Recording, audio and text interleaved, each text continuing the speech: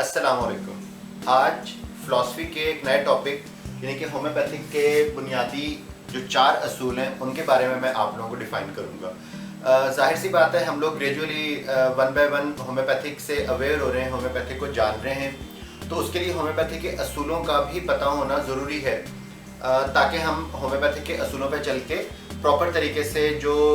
एक मरीज़ का हक है उसको शफा जो है वो दे सकें। जो इसके 4 होम्योपैथिक के बुनियादी असूल हैं, उनमें सबसे पहला जो असूल है वो है बिलमिसल दवा का इंतखाब यानी कि सिमिलर रेमेडी। मैं डिफ़ाइन इनको बाद में करता हूँ, एक दफ़ा मैं पढ़ देता हूँ सारे, उसके बाद फिर वन बाय वन मैं सबको डिफ़ाइन करता हूँ। मुफरद दवा यानी कि वाहिद दवा का इस्तेमाल यानी कि सिंगल रेमेडी यूज़ करनी है। नंबर 3 आजमाइश शुदा दवा यानी कि प्रूफ्ड रेमेडी इस्तेमाल करनी है। नंबर 4 मुल्तिफ शुदा दवा यानी कि प्रिंटाइज रेमेडी। अच्छा, अब मैं सबसे पहले आपको डिफ़ाइन करता हूँ बिलमिसल दवा। जैसा कि हम पहले भी अपने लेक्चर्स में जो है वो बता चुके हैं कि होम्योपैथिक के अंदर, बल्कि होम्योपैथिक का जो तुर्रा इम्तियाज़ है वो ये है कि हम दवाओं के प्राइमरी एक्शन के बजाय हम लोग सेकेंडरी एक्शन पे अमल करते हैं, सेकेंडरी एक्शन पे यकीन करते हैं, सेकेंडरी एक्शन के ज़रिए शफा हासिल करते हैं। सेकेंडरी एक्शन आप जानते हैं कि फ़ाइनल होता है, प्राइमरी एक्शन का असर शदीद होता है लेकिन थोड़ी देर के लिए होता है। जो सेकेंडरी एक्शन होता है यानी कि हर अमल का रद्द अमल लेकिन मुखालिफ सिमत में, इसी तरीके से जो जब भी हम कोई दवा इस्तेमाल करते हैं उसका इब्तदाई असर, जैसे एपिकाक का इब्तदाई असर ये है कि वो उल्टी को लेके आती है, लेकिन जब उसका फाइनल असर जो होम्योपैथिक पोटेंटाइज दवा की शक्ल में हम लोग लेते हैं वो उल्टी को रोकने के लिए लेते हैं। इसी तरीके से अफीम वगैरह या कोई जो ये सेडेशन टाइप चीज़ें हैं, ये जब हम इस्तेमाल करते हैं उससे नींद आती है, गुनूदगी होती है, लेकिन उसके जो सेकेंडरी एक्शन है जब वो कोई मरीज़ इस्तेमाल करता रहता है इस किस्म की अद्वियात या नशे के तौर पे, तो उसको बेख्वाबी का शिकार हो जाता है। मीन्स वो सेकेंडरी एक्शन हो जाता है, जिसको हम आम ज़बान में रिएक्शन भी कह सकते हैं। होम्योपैथिक बिलीव ही रिएक्शन पे करती है। मीन्स हम लोग जब दवा बिलमिसल दवा हम देते हैं, हम बिलमिसल दवा का देने का मतलब ये है कि ऐसी दवा हम मरीज़ को दे रहे हैं जो दवा खाम हालत में वैसे ही सिम्टम्स डेवलप करती है इंसान के अंदर जैसी वो मरीज़ के अंदर हमारे सामने मौजूद होती हैं। इसकी एक छोटी सी एग्जांपल मैं आपको देता हूँ। जिस तरीके से कालोसिंथ है, कालोसिंथ जो है वो आप जानते हैं तुंबे से बनती है और ये बहुत कड़वा होता है। इसके खेतों में काम करने वाले या इसका इस्तेमाल करने वाले या इससे मुरब्बा बनाने वाले, मतलब इसको कोई भी यूज़ करने वाले जो अफराद होते हैं उनको पेट के अवारिस शुरू हो जाते हैं। मुस्तकिल हाजत हो रही होती है, पेट में दर्द हो रही होती है, मरोड़ हो रही होती है, पेट को पकड़ के वो दोहरे हो रहे होते हैं। ये सारी की सारी अलामात होती हैं सिर्फ जो कालोसिंथ यानी कि तुंबे के खेत में काम करने वाले या इसको इस्तेमाल करने वाले अफराद के अंदर हो रही होती हैं, क्योंकि उनको जो है उसका माहौल फील हो रहा होता है, गला कड़वा अज खुद हो रहा होता है। तो जब हम होम्योपैथिक दवा इसकी 30 या किसी और पोटेंसी में हम देते हैं तो वो इन्हीं अलामात को रफ़ा कर देती है, ख़त्म कर देती है। हमने बिलमिसल दवा का इंतखाब करना है। हमें बिलमिसल दवा का इंतखाब क्यों करना है? इसलिए कि जो बीमारी की अलामात मरीज़ के अंदर है उनको ख़त्म करने के लिए हमने सेम बीमारी पैदा करने वाली अद्वियात उसको देनी है पोटेंटाइज हालत में। सेकंड नंबर पे है मुफरद या वाहिद दवा का इस्तेमाल यानी कि सिंगल रेमेडी हमें इस्तेमाल करनी है। देखें, हमारी बॉडी के अंदर जो है वाइटल फोर्स एक है। हमने जो दवाएं आजमाइश की हैं बिलमिसल दवा की, जो हमने प्रूव की हैं, हमने प्रूविंग की है, वो हमने की है सिंगल फॉर्म में या कंपाउंड फॉर्म में। जैसे सिंगल फॉर्म में तो हम फर्ज करें कि हम मान लेते हैं कि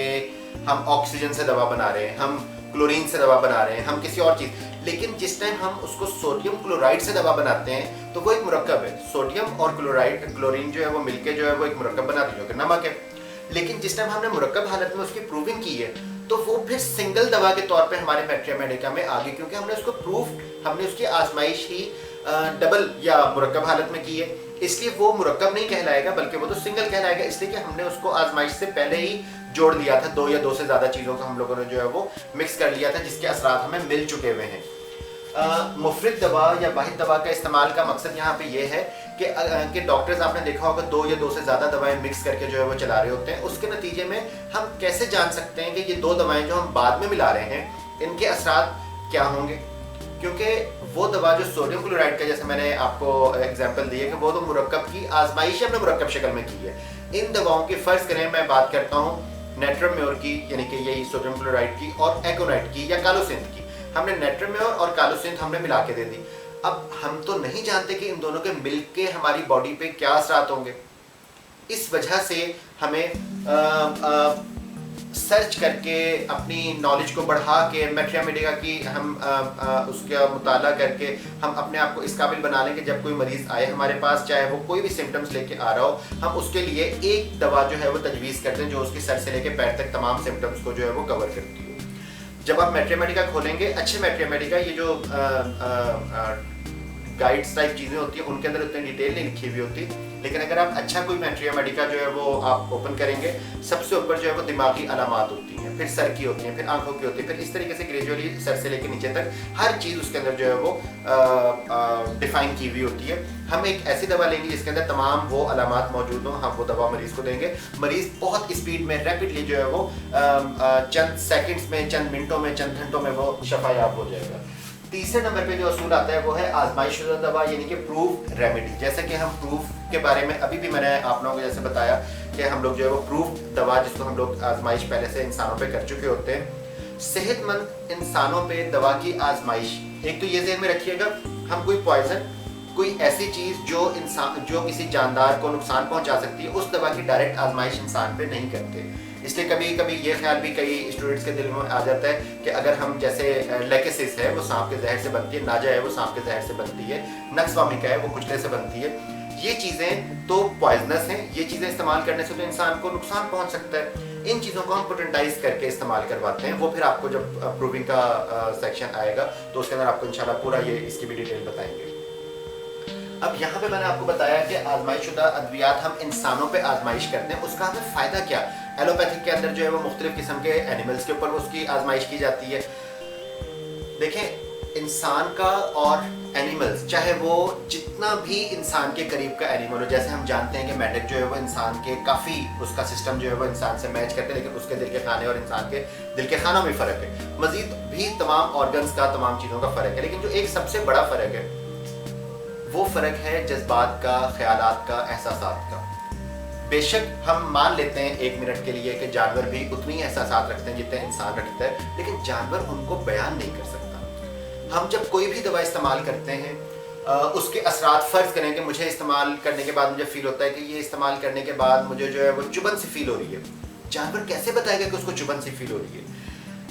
یا کوئی دوا استعمال کرنے کے بعد میں کہوں گا کہ یار یہ دوا استعمال کرنے کے بعد مجھے کام میں دل زیادہ لگ رہا ہے، جانور کیسے بتائے گا کہ یہ دوا استعمال کرنے کے بعد کام میں دل زیادہ لگ رہا ہے؟ اسی طریقے سے مزید بہت سارے، مجھے یہ دوا استعمال کرنے سے اپنے ارد گرد لوگوں سے نفرت ہو رہی ہے، مجھے یہ، ہم ایک اندازہ تو جانور کے لیے لگا سکتے ہیں، لیکن انسان جب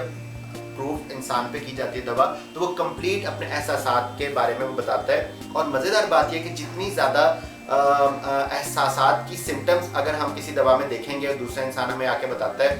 تو اس دوا کو جب ہم دیتے ہیں سملر دوا کی، یعنی کہ بالمثل دوا کی شکل میں، تو وہ پیشنٹ کو بہت جلدی کیور کرتی ہے۔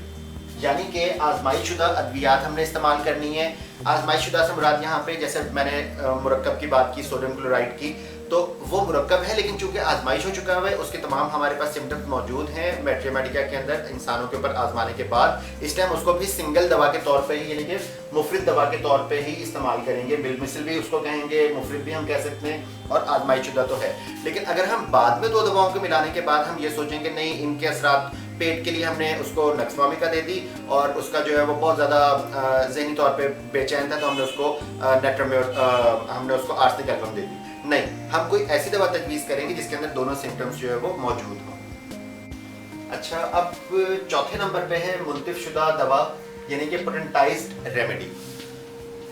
یہ پہلے لیکچرز کے اندر بھی آپ کو بتا چکے ہیں، ہومیوپیتھک کا بہت زیادہ مطلب چند بیسکس جن کے اندر جو ہے وہ ایلوپیتھک اور ہومیوپیتھک میں ڈفرینس ہے، وہ ہے پوٹنٹائزڈ ریمیڈی۔ پوٹنٹائز کا مطلب، جیسے آپ لوگ اگر جو ہے وہ پچھلی ویڈیو میں جس کے اندر میں نے دوا آپ لوگوں کو ڈیسیمل اسکیل میں بنانا سکھائی ہے، اس کے اندر اگر آپ دیکھیں گے تو آپ کو پتہ چلے گا کہ خام حالت سے دوا کو ہم پوٹنٹائز کرنا شروع کرتے ہیں تو اس کے اندر جو ہے وہ 3, 4, 5x کے بعد جو ہے وہ جو خام حالت کی دوا ہے وہ رہتی ہی نہیں ہے، صرف اس کے اندر اثرات رہتے ہیں۔ ہوتا کیا ہے پوٹنٹائز ریمیڈی؟ جب ہم مریض بیمار ہوتا ہے، فرض کریں اس کو نزلہ ہے یا اس کو بخار ہے یا اس کو پیٹ میں درد ہے، کالو سنتھ والی علامات ہیں اس کی، مینس پیٹ میں درد بھی ہو رہا ہے، پیٹ دہرا بھی ہو رہا ہے، واش روم بھی جانا پڑ رہا ہے اور تکلیف میں پیشنٹ، اس سچویشن کے اندر ہم مریض کو جو ہے کالوسن دیں گے کسی پوٹینسی میں، یعنی کہ اس کو پوٹنٹائز کر کے، अब जब हम पोटेंसी में देंगे, मरीज को तकरीबन मदर टिंचर की किस्म की अलामात हो रही होंगी, हमने जब उसको पोटेंटाइज करके दवा देनी है 30 में 200 में, अब ये डॉक्टर जो होता है वो मरीज की कंडीशन देख के और अपने नॉलेज को बरूए कारला, यानी कि डॉक्टर का तजर्बा और नॉलेज और मरीज की शिद्दत और मरीज की तमाम सिम्टम, इन चारों चीज़ों को बरूए कार ला के डॉक्टर जो है वो बेहतरीन दवा जो है तजवीज़ करता है।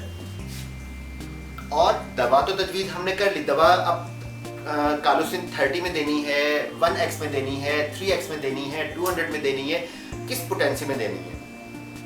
ये डॉक्टर का तजर्बा होता है, जिसके नतीजे में जो है वो मरीज को मजीद शदीद तकलीफ होने से बचाता है। एग्रीवेशन एक चीज़ होती है, दवा की ही नतीजे में वो पैदा होती है। एग्रीवेशन के बारे में इंशाल्लाह हम एक और लेक्चर देंगे, जिसके अंदर होम्योपैथिक दवा की एग्रीवेशन जो होती है उससे मुतालिक आपको जो है वो गुड एग्रीवेशन, बैड एग्रीवेशन, उससे मुतालिक जो है वो कंप्लीट आप लोगों को जो है वो बताऊंगा। यहाँ पे मैं आपको ये बता रहा था कि मरीज़ के लिए हमने कालोसिन तो तजवीज़ कर ली, अब उसको 30, 200, 1x, 3x, 1m किस में देनी है, ये डॉक्टर का तजर्बा होता है। मरीज़ की शिद्दत और डॉक्टर का जो तजर्बा होता है उसके मुताबिक जो है वो डॉक्टर मरीज़ को वो दवा तजवीज़ करता है। हम ये नहीं कह सकते कि हर इस तरह के सिम्टम्स के पेशेंट को हम 200 में दें या हर इस तरह के पेशेंट को हम 30 में दें, वो डॉक्टर का तजर्बा होता है, उसके मुताबिक जो है वो देता है। हम चाहे 30 में दें, चाहे 200 में दें, चाहे 1000 में दें, चाहे हम किसी भी पावर में दें, उस दवा ने हमारे जिस्म में जाके अद्वियाती अलामात पैदा करनी है, जिसके नतीजे में हमारी वाइटल फोर्स इंक्रीज होती जाएगी। जैसा कि मैंने वाइटल फोर्स के जो है वो लेक्चर में आप लोगों को बता दिया। कोशिश करें कि आप लोग जो चीज़ें ये बताता जा रहा हूँ, मैं स्टार्ट किया है मैंने बिल्कुल gradually, 1 by 1, step by step, ताकि अगर आप लोग वो वीडियोस देखते रहेंगे, जहाँ आपको कोई चीज़ समझ ना आए, आप पिछली वीडियो अगर आप देखेंगे तो उसके अंदर आपको पता चल जाएगा कि वाइटल फोर्स का क्या किरदार था, बीमारी में क्या था,